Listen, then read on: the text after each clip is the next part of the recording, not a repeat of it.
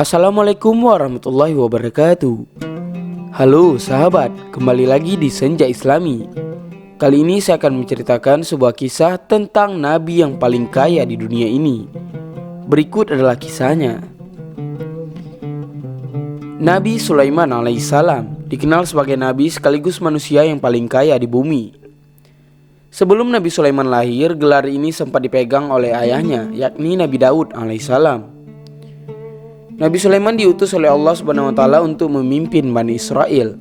Beliau dikisahkan sebagai manusia dan seorang pemimpin yang sangat baik lagi bijaksana, sehingga hal ini berhasil membawa kemakmuran bagi rakyatnya. Mendapatkan gelar sebagai manusia paling kaya yang pernah ada. Bagaimana sebenarnya kekayaan Nabi Sulaiman alaihissalam ini? Ia juga dikaruniai oleh mukjizat oleh Allah Subhanahu wa taala.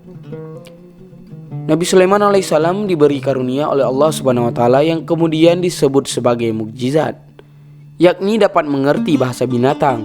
Hal ini sebagaimana termaktub dalam salah satu surah di dalam Al-Quran yang artinya, "Hai sekalian semut, masuklah kamu ke dalam sarangmu, agar kalian tidak terinjak oleh Sulaiman dan bala tentaranya, sedangkan mereka tidak mengetahuinya."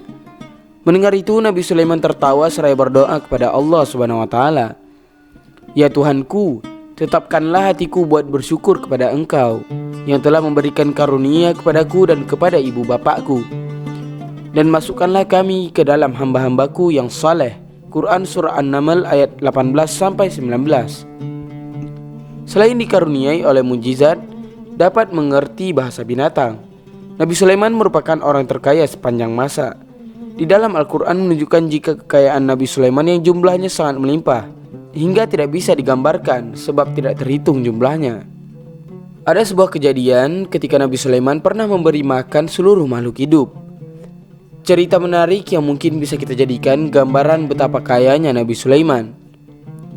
Dengan harta dan kekuasaannya sebagai raja, Nabi Sulaiman berniat untuk membantu Allah dengan memberi makan seluruh makhluk hidup. Menurutnya bukanlah hal yang sulit untuk memberi makan seluruh makhluk di dunia. Nabi Sulaiman pun berdoa dan Allah Subhanahu wa taala mempersilahkannya. Usai Nabi Sulaiman menyiapkan segala hidangan, Allah Subhanahu wa taala berfirman, "Makhluk manakah yang akan engkau suruh mulai menyantap makanan itu terlebih dahulu?" Nabi Sulaiman kemudian menjawab, "Aku mohon agar engkau menghadapkan penduduk darat dan sekaligus penduduk laut agar menyantap hidangan ini terlebih dahulu." Namun Allah Subhanahu wa taala tidak segera menuruti apa yang dikatakan oleh Nabi Sulaiman tersebut. Allah Subhanahu wa taala hanya mendatangkan seekor ikan yang besar saja dari sekian banyaknya ikan yang hidup di laut. Ikan besar itu pun diletakkan oleh Allah di hadapan hidangan yang telah disajikan oleh Nabi Sulaiman. Setelah hidangan habis, ikan itu kemudian berkata, "Wahai Sulaiman, sesungguhnya aku belum merasa kenyang, meski telah menyantap seluruh hidangan yang engkau sajikan." Melihat kejadian tersebut, Nabi Sulaiman tersadar bahwa sesungguhnya hanya Allah sajalah yang dapat memberi rezeki kepada seluruh makhluknya hingga mereka merasa kenyang. Sedangkan Nabi Sulaiman yang sudah menyiapkan makanan yang sangatlah banyak dan susah payah, akhirnya tidak dapat membuat satu ekor ikan pun merasa kenyang, apalagi jika menyuguhkan makanan kepada seluruh makhluk yang ada di muka bumi ini. Sementara itu diceritakan di dalam Al-Quran jika Allah memampukan Nabi Sulaiman untuk menundukkan hewan-hewan, manusia dan jin untuk taat kepadanya. Bahkan telah diceritakan bahwa masing-masing pasukan Nabi Sulaiman punya keistimewaan sendiri dan tidak ada bandingannya dari siapapun.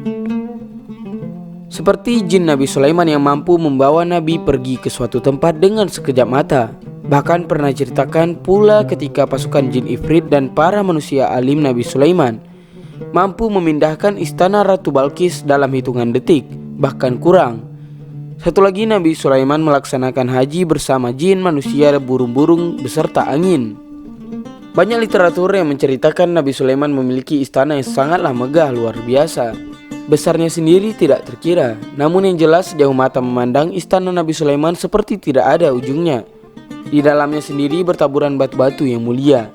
Pintu gerbangnya terbuat dari kaca dengan pilar-pilar menjulang yang jumlahnya sangatlah banyak. Di dekat singgasananya terdapat sebuah ruangan yang sangat luas dengan lantainya yang seolah-olah adalah genangan air. Padahal lantai tersebut adalah kaca.